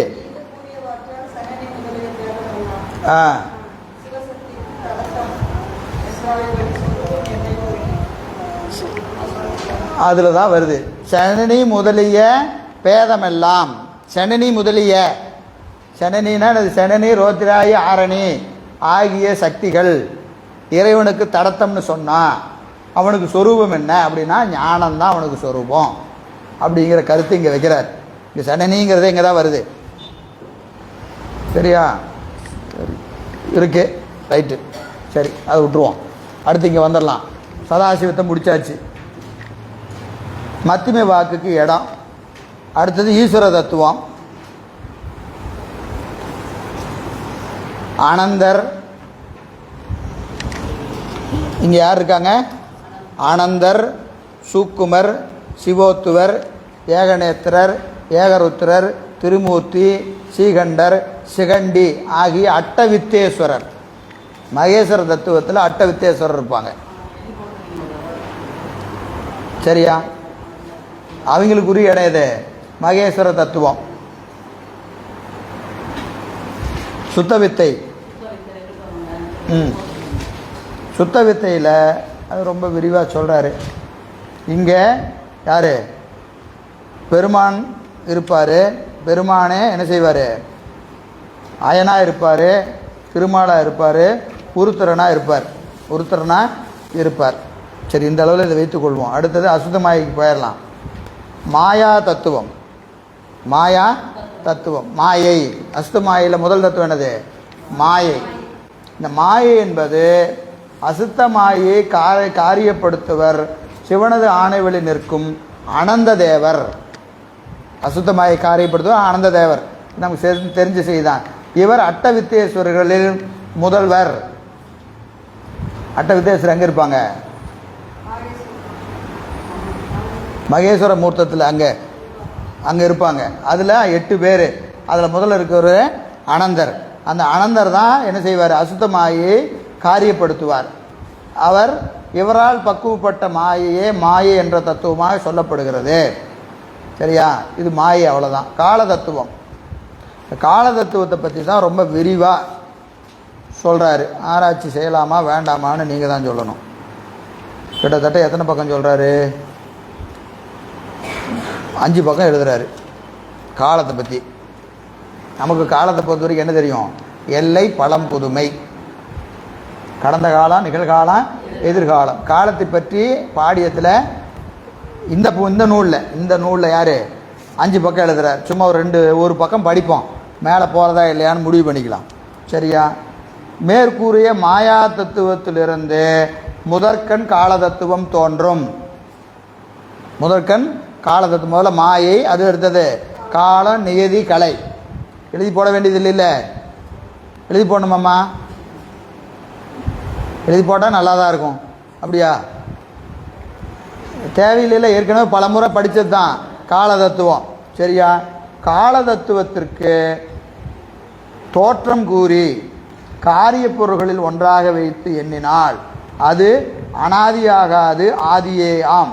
அங்கனமாயின் அது தோன்றுதற்குரிய காலம் ஏது என்னின் காலம் என்னும் பொதுமையால் இந்த அசுத்த காலத்திற்கு தோற்றத்திற்கு மட்டும் முன்னர் கூறிய சுத்த காலம் காரணமாய் நிற்கும். புரிஞ்சுதா? புரியல தானே? புரியாது. இன்னொரு தடவை படிக்கிறேன் பாருங்க. காலதத்துவத்திற்கு தோற்றம் கூறி போல மாயை தோன்றியது, மாயையிலிருந்து காலம் தோன்றும்னு சொல்லியாச்சு. இப்போ காலதத்துவத்தை தோன்றும்னு சொல்லியாச்சா இல்லையா? காலதத்துவம் தோன்றும்னு சொல்லியாச்சு. இப்போ என்ன கேள்வி கேட்குறாருன்னா, தோற்றம் கூறி காரிய பொருள்களில் ஒன்றாக வைத்து எண்ணினால்,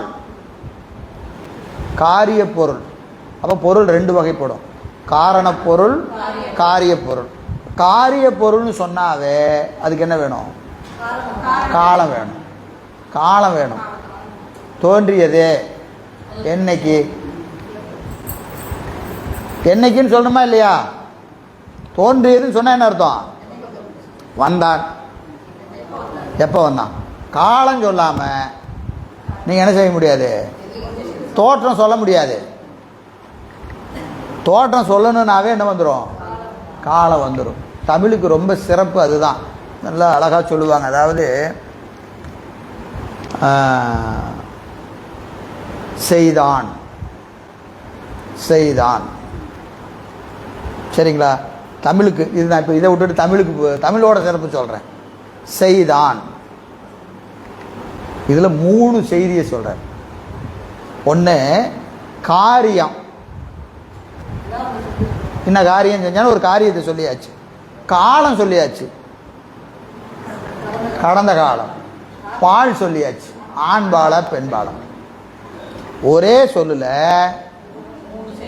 நான் என்ன சொல்லிட்டாங்க? காரியம், காலம், பால், 3 சொல்லியாச்சு. இதே நீங்கள் வேற மொழியில் சொல்லணும்னு வச்சுங்க, குறைஞ்சபட்சம் 2 சொல்லு வேணும்.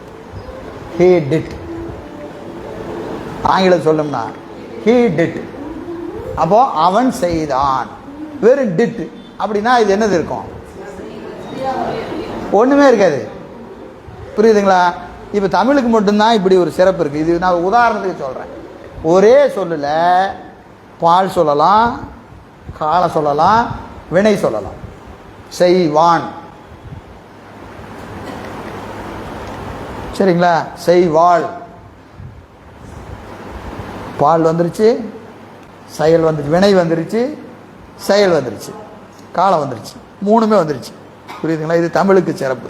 அப்படி வச்சுக்கங்க. அது சும்மா இது வரும்போது ஒரு அடிஷனலாக அது தோணுனால சொல்கிறேன். அதுக்கு இதுக்கு சம்மந்தம் இல்லை. சரியா?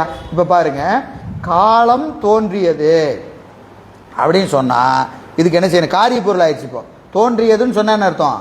காரிய பொருள். தோன்றியதுன்னு சொன்னால் இப்போ காலம் சொல்லணும். இப்போ நீங்கள் காலமே இப்போ தான் தோன்றுது. புரியுதா இல்லையா? காலமே இப்போ தான் தோன்றுனா இதுக்கு அப்புறம் வர்றதுக்கெல்லாம் நீங்கள் காலம் சொல்லலாம். காலத்துக்கு அடுத்து வர நியதி, கலை, வித்தை, அராக, இதுக்கெல்லாம் காலம் சொல்லலாம். காலமே இப்போ தான் தோன்றுகிறது. அப்போ இதுக்கு எப்படி காலம் சொல்கிறது? இது தோன்றிய பிறகு தான் காலமே வரும். அப்போ இந்த காலம் தோன்றுவதற்கு ஒரு காலம் வேணுமா இல்லையா? வேணுமா இல்லையா? இது ஒரு கேள்வி. இதெல்லாம் நம்ம படிக்கிறோம், நம்ம எல்லாம் வரிசையாக எழுதிக்கிறோம், படிக்கிறோம், லாஜிக்கலாக நம்ம யோசிக்கிறது இல்லை. இந்த கேள்வியை கேட்குறாரு. காலம் தோன்றியதற்கு எது காலம்? எது காலம்? சரி, ஏன்னா காலம் தோன்றிய பிறகுதான் மற்ற தத்துவங்கள் தோன்றும் சொன்னா, இதுக்கு முன்னாடி என்ன தோன்றியது? மாயை தோன்றிவிட்டது. அதுக்கு முன்னாடி சுத்த மாயா பூடங்கள்லாம் தோன்றிடுச்சு. நாதம் தோன்றியாச்சு, விந்து தோன்றியாச்சு, சதாசிவம் தோன்றியாச்சு, மகேஸ்வரம், சுத்த வித்தை, மாயை, 6 தத்துவங்கள் கால தத்துவம் தோன்றுவதற்கு முன்பாகவே தோன்றிவிட்டது. அப்போ அதுக்கு எதுக்கு காலம்? அப்போ இந்த காலத்துக்கு மேலே ஒரு காலம் உண்டா இல்லையா? இதுதான் கேள்வி. இதை பற்றி புரியணும்னா இதுதான் கேள்வி. அப்படின்னா இதற்கு மேலும் காலம் உண்டு. அதற்கு சுத்த காலம்னு பேர். அதுக்கு என்ன பேர்? சுத்த காலம். ஏன்னா சுத்த மாயையில் இருக்கிறவங்களாம் இருக்காங்களா இல்லையா? அவங்கெல்லாம் வினை செய்வாங்க, அவங்களுக்கெல்லாம் ஒரு காலம் இருக்கா இல்லையா? அதுக்கு ஒரு காலம் உண்டு. அதுக்கு என்ன பேர்? சுத்த காலம்னு பேர். இப்போ கால தத்துவத்தை தோற்றுவிப்பதற்கு அனந்த தேவர் எந்த காலத்தை பயன்படுத்துகிறாரு? சுத்த காலத்தை பயன்படுத்துகிறார். இந்த கேள்வியே நமக்கு வராது. அதுக்கப்புறம் தான் அதுக்கு பதிலை யோசிப்போம். பட் இப்படியெல்லாம் ஒரு கேள்வி கேட்டு பதில் சொல்கிறார். இதுதான் இதனுடைய சிறப்பு. சரி, இப்போ பாருங்கள், இப்போ படிக்கிறேன் பாருங்கள். கால தத்துவம் காலதத்துவத்திற்கு தோற்றம் கூறி காரிய பொருள்கள் ஒன்றாய் வைத்து எண்ணினால் அகுது அனாதியாகாது, ஆதியே ஆம். ஆதின்னு அர்த்தம் தோற்றம் உண்டு தெரியாது, சரியா? என்னைக்குன்னு தெரியாது, ஆனால் தோற்றம் இருக்கா இல்லையா? இருக்கு. ஆதியே ஆம். அங்கனமாதல் அது தோன்றுவதற்குரிய காலம் எது என்னின், எது காலதத்துவம் தோன்றதற்கான காலம் என்ன அப்படின்னு கேட்டால், காலம் என்று பொதுமையால் இந்த அசுத காலத்திற்கு தோற்றத்திற்கு மட்டும் முன்னர் கூறிய சுத்த காலம் காரணமாய் நிற்கும் என்க. முன்னர் கூறிய இதை நடந்ததுக்கு முன்னாடியே பாடியத்தில் சுத்த காலம்லாம் சொல்லிட்டார். அதனால் இங்கே சொல்லி நாம் சுத்த காலத்தை படிக்கலை, அதனால் இப்போ சொல்லியாச்சு, சரியா? சரி, அடுத்தது காரணமின்றி காரியம் நிகழாமையால் காரியங்களுக்கெல்லாம் காலம் காரணம் என கொல்லப்படுகிறது. ஒரு காரியம் நடக்கணும்னா ஒரு காரணம் வேணும், ஒரு காரியம் நடக்கணும்னா ஒரு காரணம் வேணும். அப்போ எல்லா காரியத்திற்கும் ஒரு காரணம் வேணும். அது என்னது? காலம்தான் காரணங்கிறார். இப்போ ஒரு கேள்வி, எல்லா காரியத்திற்கும் வினை காரணமா காலம் காரணமா?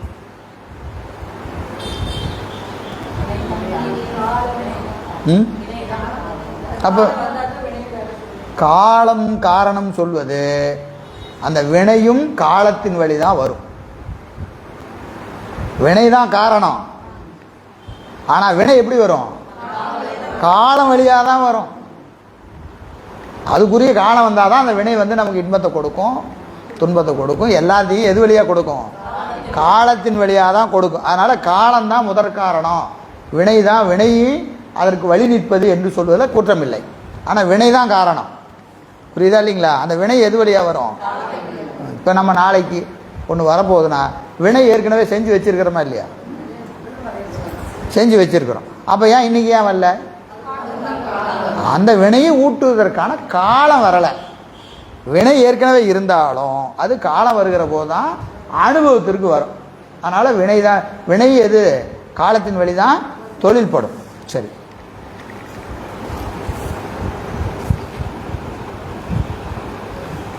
காரியங்களுக்கெல்லாம் காலம் காரணம் என்பது காலத்திற்கு உட்பட்ட ஆன்மாக்கள் செய்யும் காரியங்களுக்கே ஆகும்.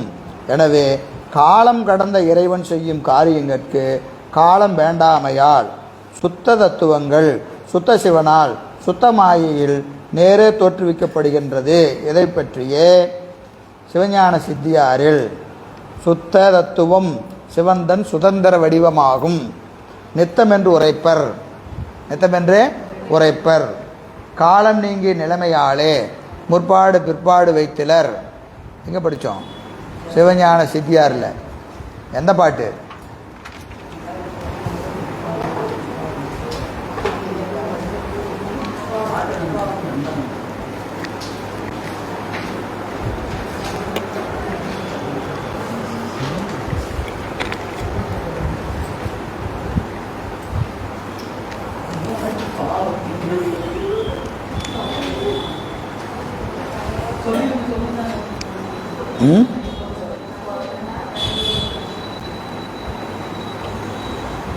முற்பாடு பிற்பாடு வைத்திலர் நித்தமென்று உரைப்பர். சரி, குறித்து வச்சுட்டு கண்டுபிடிச்சி மதியானம் சொல்லுங்க, ஓமர் கொடுத்துடலாம். இறைவன் தன் செயலுக்கு வேறொரு காலத்தை வேண்டாது தனது சக்தியே காலமாக கொண்டு காரியங்களை செய்வன். இந்நிலையில் அச்சக்தி கலையித்திரி என்று பெயர் பெற்று நிற்கும். கலையித்திரி, காயத்ரின்னு சொல்கிறோமா இல்லையா? காயத்ரி, இந்த காயத்ரிங்கிறதான் கலையித்திரின்னு வரும். கலையித்திரி என்பது இறைவனுக்கு தன் சக்தியில் ஒரு கூறு, அதுதான் அவனுக்குரிய காலம். அவனுக்கு என்ன வேண்டாம்? தனியாக ஒரு காலம் வேண்டாம். அதனால தான் அவன் காலன்னு சொல்கிறோமா இல்லையா? காலத்திற்கு காலமாக நிற்பான், காலத்திற்கு காலமாக நிற்பான். எனவே இறைவன் தானே நேரே சென்று செயலாற்றும் அந்த சுத்தமாயில் மட்டுமே ஆகும். இறைவன் சுத்தமாயில் நேராக தொழில் செய்வான். அதுக்கு அவனுக்கு ஒரு காலம் என்னது? கலையித்திரி என்பது. சரி, இதை காலம் பற்றிய ஆராய்ச்சின்னு ஒன்று எழுதுறாரு. காலம் பற்றிய ஆராய்ச்சி, அந்த ஆராய்ச்சியெல்லாம் வேண்டாம், ரொம்ப சிரமப்படுவீங்க. சரி, நீதிக்கு போயிடலாம். இப்போவே கண்ணை கட்டி காட்டில் விட்ட மாதிரி இருக்குது. இன்னும் பாட்டை ஆரம்பிக்கவே இல்லை. அப்படி தானம்மா? நம்மளாம் நினைப்பு தெரியாமல் ஏதோ நடத்துவார்னு வந்து உட்காந்துட்டேன். புத்தகத்திலேயே ஒன்றையும் காணான்னு. சரி, நீதி தத்துவம். சரி, காலத்தை அதோடு வச்சுக்குவோம். ஒரு 4 பக்கம் ஆராய்ச்சி விட்டுருவோம். நீதி பின்னர் தோன்றுகின்ற கலை முதலிய தத்துவங்கள் செயல் அறிவு இச்சை விளங்கப் பெற்று போகத்தை நுகரப்போகும் ஆன்மாக்கள் இன்பத்தில் விருப்பம் துன்பத்தில் வெறுப்பும் கொள்வன ஆகும். இதனால் அவை தமக்கு வருகின்ற துன்பங்களை விலக்கிடவும் பிறர்க்கு வரும் இன்பங்களை கை கொள்ளவும் முயலும். ரொம்ப அழகாக எழுதுறார். என்ன செய்யுமா? தனக்கு வர துன்பத்தை நீக்கிறதுக்கு முயற்சி பண்ணுமா. பிறருக்கு யாராவது இன்பம் வந்தால் அதை நம்ம எப்படி பெறுவதுன்னு முயலுமா. தனக்கு இன்பம் வரும்னு நினைக்கிறத விட எப்படி நினைக்குமா? ரொம்ப நமக்கு இருக்கிறதுல பெரிய துன்பம் என்னது? பக்கத்து வீட்டுக்காரன் சந்தோஷமாக இருக்கிறாங்கிறது தான். நம்ம கஷ்டப்படுறோங்கிறத விட பக்கத்து வீட்டுக்காரன் இவ்வளோ சந்தோஷமாக இருக்கிறானே அப்படிங்கிறதா நமக்கு பெரிய துன்பமாக இருக்குது. அதான் இங்கே சொல்ல பாருங்கள், இன்ப துன்பத்தில் விருப்பும் வெறுப்பும் எனவே கை கொள்ள முயலும். அவ்வாறு செய்யாமல் அவையவை செய்த வினையின் பயன்களை அவையவையே அனுபவிக்குமாறு வரையறுத்து நிறுத்துவது நீதி என்னும் தத்துவம். நீதி என்பது என்ன செய்யும்? அவன் செஞ்சது அவனுக்கு, சரிங்களா? அது அடுத்தவன் செஞ்சது நமக்கு வராது, நம்ம செஞ்சது அடுத்தவனுக்கு போகாது. சரியா? நமக்கு என்ன வந்தாலும் நம்ம செஞ்சது தான் வரும், செய்யாதது வரவே வராது. இது நம்ம என்ன செஞ்சாலும் உடனே என்ன செய்வோம்? அவன் செஞ்சான், இவன் செஞ்சான், அவன் எனக்கு இப்படி பண்ணிட்டான், இவன் எனக்கு பண்ணிட்டான். எவனும் ஒன்றும் பண்ண முடியாது. நம்ம செஞ்சிருந்தால் தான் நமக்கு வரும். அது இன்பமாக இருந்தாலும் சரி, துன்பமாக இருந்தாலும் சரி. அதுக்குன்னு ஒரு ஸ்பெஷல் ஆஃபீஸர் போட்டிருக்கிறார். யார்? நியதி. அவருக்கு வேலையே இதுதான். கண்ம நிச்சயம் பண்ணி நிற்கும் அரசரது ஆணை போல, அரசரது ஆணை போல கண்ம நிச்சயம் பண்ணி நிற்கும் சொல்லுவார். சரி, எனவே அது இந்த கால தத்துவத்தின் பின் கூறப்பட்ட மாயா தத்துவத்திலிருந்து தோன்ற. இப்போ மாயிலிருந்து 3 தத்துவம்: காலம், நியதி, அடுத்தது கலை. சரி, டீ சாப்பிடுங்க சூடா. அப்புறம் வேற என்ன ஆற்றுனீங்க? வரட்டி முன்னாடி ஆற்றிட்டீங்களோ?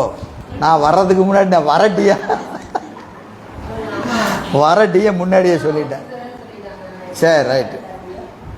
நீங்கள் டம்ளரை டொக்குன்னு வச்சங்காட்டி டீ தான் வந்துருச்சாருக்குன்னு நினச்சிட்டேன். சிறப்பு. சரி, இப்போ பாருங்க, இதில் ஒரு ஐயம் கேள்வி கேட்குறாரு. இதெல்லாம் ரொம்ப அருமையான இடம் பாருங்க. மகனை நோக்கி தந்தை செய்யும் சாத கண்மம் முதலியவற்றின் பயன் மகனை அடையவும், மகன் தென்புலத்தாரை நோக்கி செய்யும் கடன் முறைமையில் பயன் உயிர் நீத்து சென்ற தந்தை முதலியோரை அடையவும், உழுதலை செய்யும் வினைஞரின் வினையும் பயன் நிலமுடையானை அடையவும், வேள்வி செய்வோர் செய்யும் வேள்வியின் பயன் அவற்றை செய்விக்கும் எசமானனை அடையவும் நூல்கள் வழி காண்கின்றோம். ஆகவே அவ்வளவு உயிர் செய்த வினையின் பயன் அவ்வளவு உயிரையே அடையும் என்று வரையறை இல்லை. அது இல்லையாகவே அதற்கு ஏதுவாகின்ற நியதி தத்துவம் இல்லை ஆகின்றதோ? கேள்வி புரியுதா? நியதி என்பது அவரவர் செஞ்ச வினைய அவரவருக்கு கொடுக்கும்னு சொல்றீங்களே. தந்தை மகனுக்காக சில வேள்வி செய்கிறார். என்னது? ஆயுஷ் ஹோமம் பண்ணுறார். பையன் நல்லா ரொம்ப நாளைக்கு இருக்கட்டுன்னு அப்பா என்ன செய்கிறாரு? பையனுக்கு ஆயுஷ் ஹோமம் பண்ணுறார். சரியா? பையன் அப்பா இறந்ததுக்கப்புறம் பிதிர்கடன் பண்ணுறார். அப்புறம் 3வது என்ன சொல்கிறாரு? உழுதல். விவசாய நிலத்தில் உழுதல் செய்கிறது யார்? கூலிக்காரன். கூலிக்காரன் தான் வேலை செய்கிறான். அறுவடை யாருக்கு போகுது? முதலாளிக்கு போயிருக்கு. வேலை செஞ்சவனுக்கு தானேயா போகணும். வினையை தானே செய்கிறான். தொழில் செய்கிறவன் யார்? கூலிக்காரன். மூட்டை பூரா ஓனர் வீட்டுக்கு போயிருக்கு. உழுதல் செய்தவனுக்கு போகாமல் முதலாளிக்கு பயன் போகுது. அப்புறம் வேள்வி செய்கிறாங்க, வேள்வியின் பயன் யாருக்கு போகுது? வேள்விக்கு யாரு காசு கொடுக்குறாரோ அவருக்கு தான் போகுது. வேள்வி செஞ்ச சாதகருக்கு பயன் போகுது. போய் வேள்வி செய்கிறோமா இல்லையா? வேள்வி செஞ்சுட்டு பயன் யாருக்கு? வேள்வி யார் நடத்துகிறாங்களோ பணம் கொடுத்து அந்த செலவு பண்ணி எங்கள் வீட்டில் இந்த வேள்வி நடக்குன்னு சொன்னால் அவருக்கு இல்லை போகுது. அப்போது செஞ்சவங்களுக்கு தான் பயன் போகும்னு சொன்னான். இதெல்லாம் இப்படி போகலையே. அதனால் நீதி என்ற ஒன்று இல்லை, நீதி என்ற ஒன்று இல்லை என்று கொள்ளலாமா அப்படின்னு ஒரு கேள்வி. சரியா? இந்த கேள்விக்கு பதில் சொல்ல பிறகு, தந்தை மகன் என்னும் இருவரிடையே ஒருவருக்கு ஒருவர் நெருங்கிய தொடர்பு உண்டு. அத்தொடர்பு காரணமாக ஒருவர் மற்றவருக்கு செய்த செயலின் பயன் செய்வோரது விருப்பத்தின்படி மற்றவர்களுக்கு சென்று பயன் கொடுத்தல் இயல்பு. உழுதலை செய்வோர் அத்தொழிலுக்குரிய கூலியை அப்பொழுதே பெற்று நீங்குகின்றனர். அதனால் எஞ்சியுள்ள விளைவாகிய பயன் விளைஞருக்கு கூலியை கொடுத்த உடையானை சென்றடைகிறது. வேள்வி செய்பவர்களும் அதற்குரிய தக்கிணை தானம் முதலீட்டு பெற்று நீங்குதலால் வேள்வியின் பயன் அதனை செய்வித்த யசமானனை சென்று அடைகிறது. இவை எல்லாம் நேரிய முறையே அன்றி நியதி பிளர்ந்தன ஆகா. அதனால் வினையினை மேற்கூறிய வரையறையையும் அதற்கு ஏதுவாய் நிற்கும் நீதித்துவம் உள்ளனவே ஆம். எல்லாம் சரிதான். செஞ்சவன் பூரா காசு வாங்கிட்டான். யாரு? வேள்வி செஞ்சவங்க தட்சணை வாங்கிட்டான், உழுதலவன் கூலியை வாங்கிட்டான். அப்பா பையனுக்கு செய்கிற போது பையனுக்கு வரணும்னு நினச்சி செய்கிறார், தனக்கு வேணும்னு நினச்சி செய்யலை. சரிங்களா? செய்யும்போது என்னென்னு செய்கிறாரு? பையனுக்குன்னு நினச்சி செய்கிறார். பையன் அப்பாவுக்கு போகட்டும் அப்படின்னு செய்கிறான். சரியா? அப்போ அந்த வேள்வி செய்கிற போது வேள்வியில் என்ன செய்வாங்க? சங்கற்பம் என்னது? என்ன வேணும், இந்த பூசையின் பயன் என்ன அப்படின்னா, அப்பா செய்யும்போது என் மகனுக்கு நல்ல ஆயுசு வேணும் அப்படின்னு நினச்சி தான் அந்த வேள்வி செய்கிறார். அப்போ அந்த பையன் அவனுக்கு போய் சேருது. அதே மாதிரி பையன் எந்த பிறவியில் எங்கள் அப்பா எந்த உலகத்தில் இருந்தாலும் இந்த பிதிர்கடன் அவருக்கு போய் சேரட்டும் அப்படின்னு நினச்சி செய்கிறான். சரியா? அதனால் அப்படி போகுது. சரி, இப்போ ஒரு கேள்வி கேட்போம். எல்லாருக்கும் வர கேள்வி, எல்லாருக்கும் இந்த கேள்வி உண்டு. அப்பா செஞ்சது பையனுக்கு போகுமா? எப்படி? அப்பா பாவம் செஞ்சார். இந்த பாவம் பையனுக்கு போகுமா போகாதா?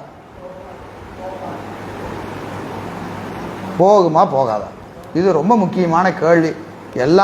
பெரும்பாலும் எல்லாருக்கும் இருக்கிற கேள்வி. அப்பா செஞ்ச பாவம் பையனுக்கு போகுமா போகாதா?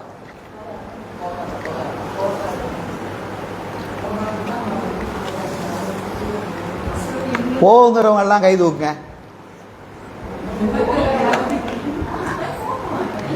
போகாது ரெண்டுக்குமே கை தூக்காத ஆளாரு. நான் இதுக்கும் வரல அதுக்கும் வரல, நீங்க பதில சொல்லுங்க. போகும்.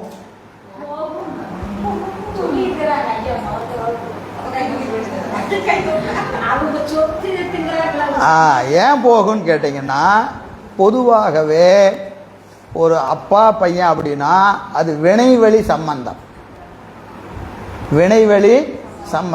இப்போ ஒரு நல்ல செல்வந்தர் வீட்டில் ஒரு பையன் பிறகுறானா, அவனுக்கு ஒரு வினை இருக்கிறது, இவருக்கு ஒரு வினை இருக்கிறது. இந்த வினை என்ன செய்கிறாரு? சம்பந்தப்படுத்துறாரு. ஒரு தொடர்பு. என்ன தொடர்புனா, இவன் ஈட்டிய செல்வத்தை இவன் அனுபவிக்கணும்.